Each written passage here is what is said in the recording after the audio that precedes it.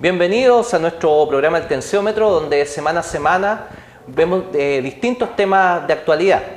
Hoy nos encontramos con don Rodrigo Herrera, secretario ejecutivo de la ONG Bosque Nativo. Hola Rodrigo, muy bienvenido a nuestro programa El Tensiómetro. Muchas gracias por la invitación y encantado de estar aquí con ustedes.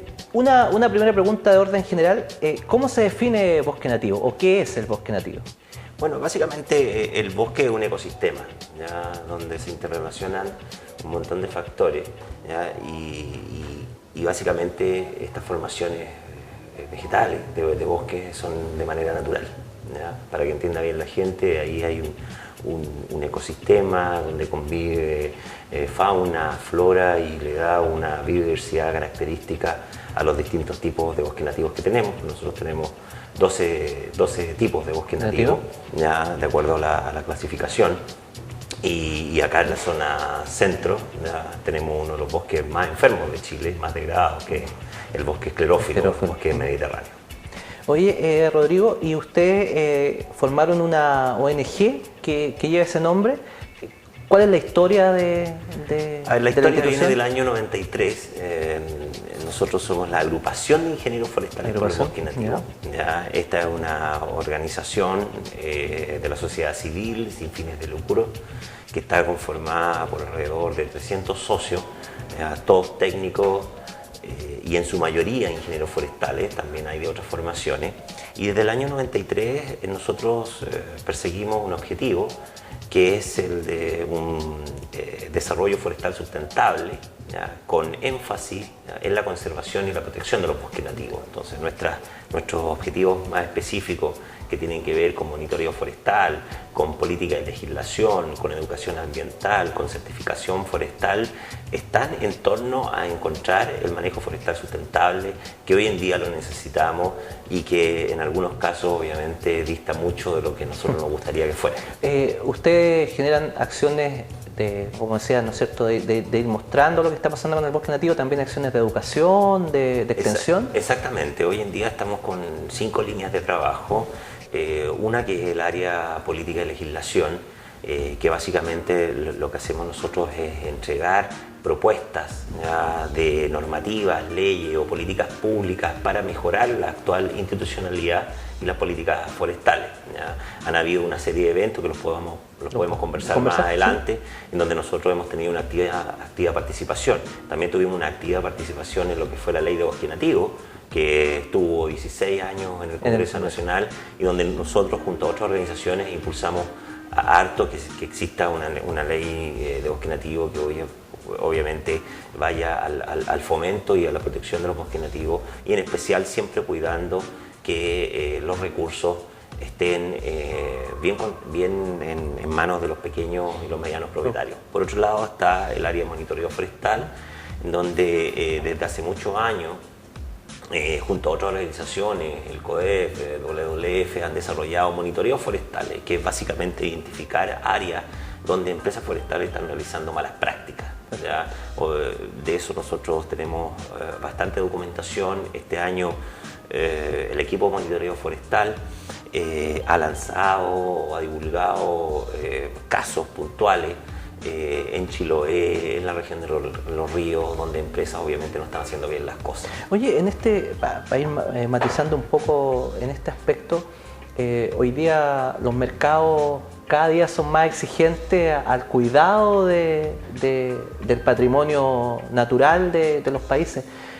¿Cómo las empresas forestales ven este tema frente al bosque nativo? Bueno, efectivamente los mercados, como dice el dicho, todo lo regulan y todo lo ordenan desde el punto de vista, obviamente, de la economía clásica.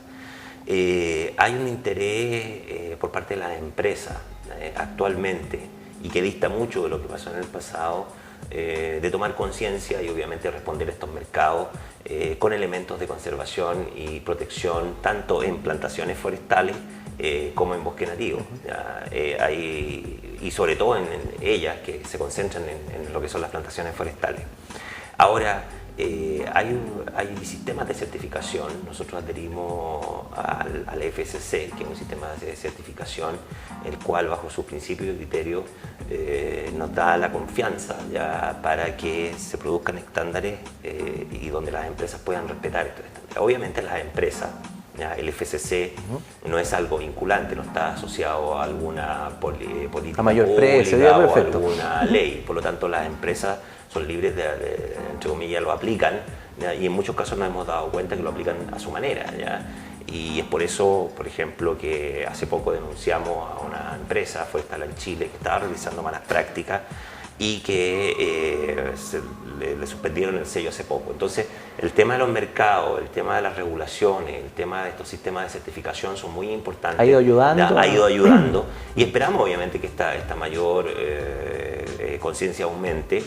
No obstante, también hay que entender que hay una serie de normativas y una institucionalidad en el ámbito forestal que hay que mejorar para que las cosas anden mejor. ¿Y cuáles son las empresas con las cuales usted tiene más problemas? ¿Empresas grandes, pequeñas, medianas? Lo que pasa es que en el sector forestal nosotros tenemos una opinión muy crítica con el tema de la concentración ya, del sector forestal.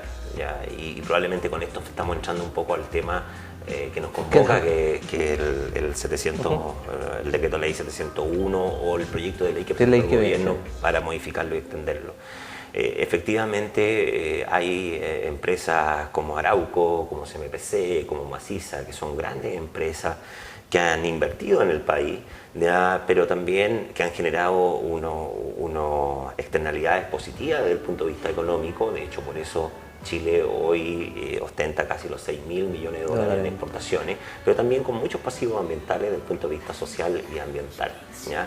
Entonces, acá el tema no pasa porque las empresas o estos grandes consorcios que ya se han consolidado en la industria, se han consolidado, tienen un nombre, incluso se están abiertos a otros mercados de manera internacional, están apuntando a Argentina, Uruguay, Brasil, ¿ya?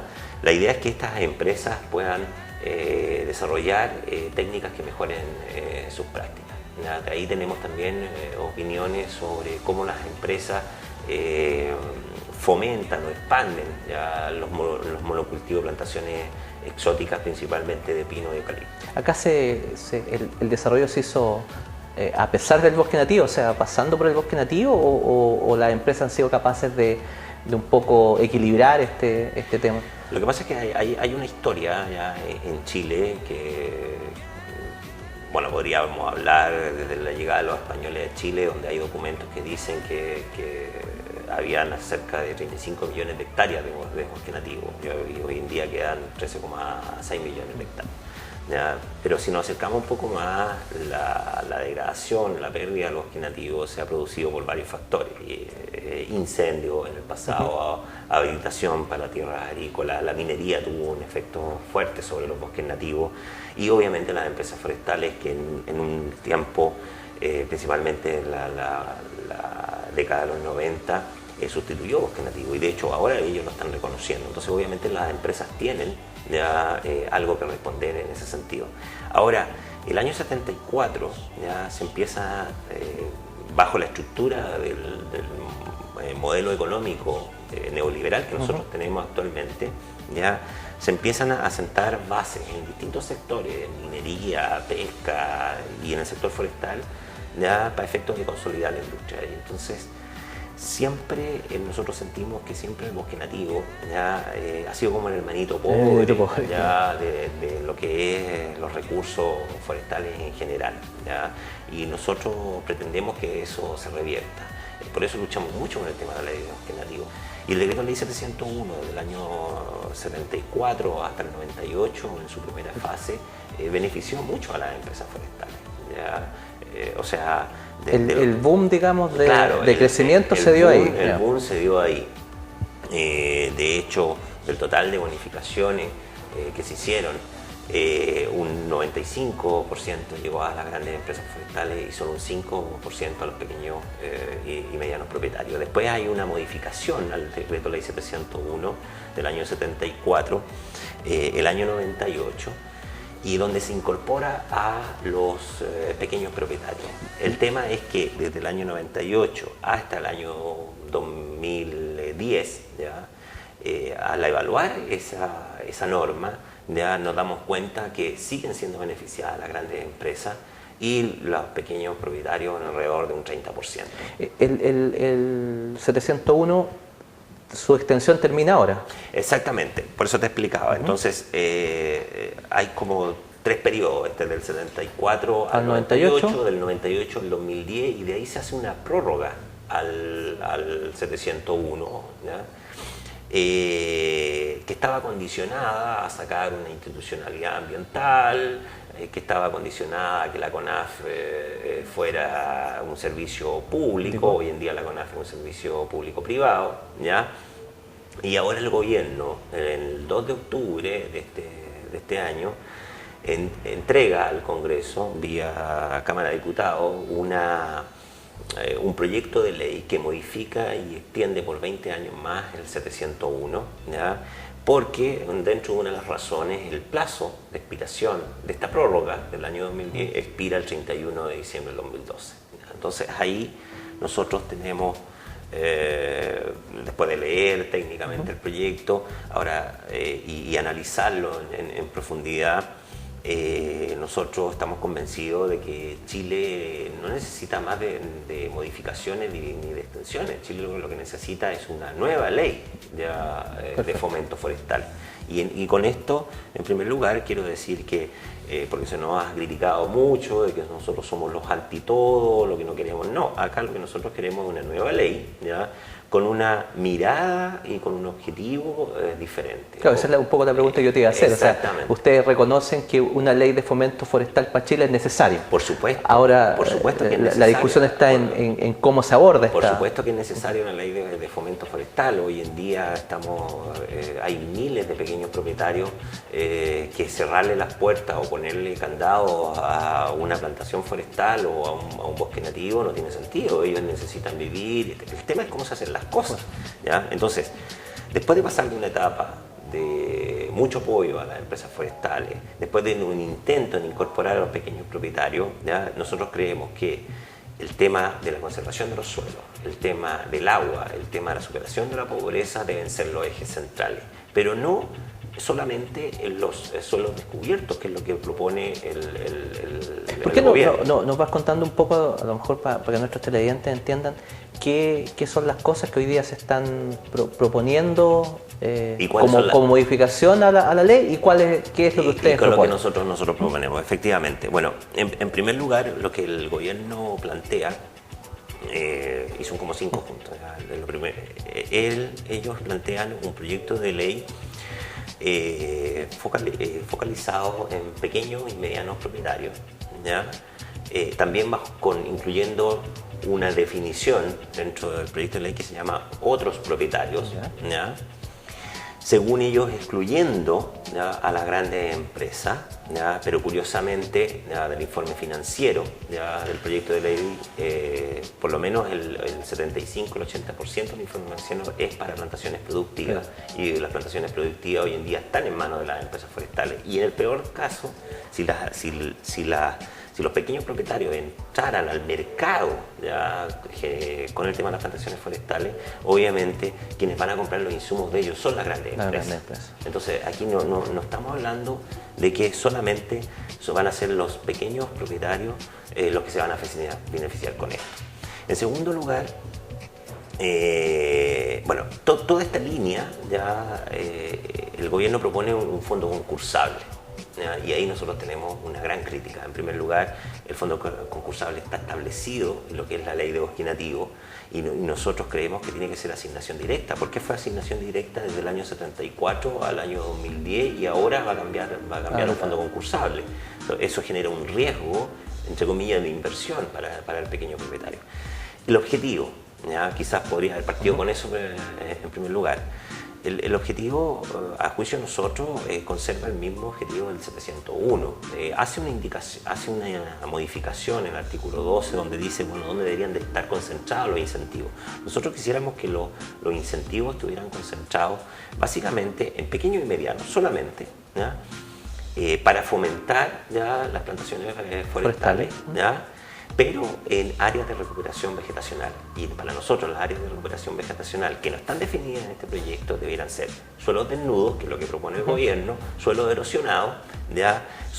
Zonas donde exista, por ejemplo, a través del PNUD, una identificación de cuáles son las zonas más pobres, ¿ya? Y aquellas zonas donde tengan un alto impacto a la biodiversidad.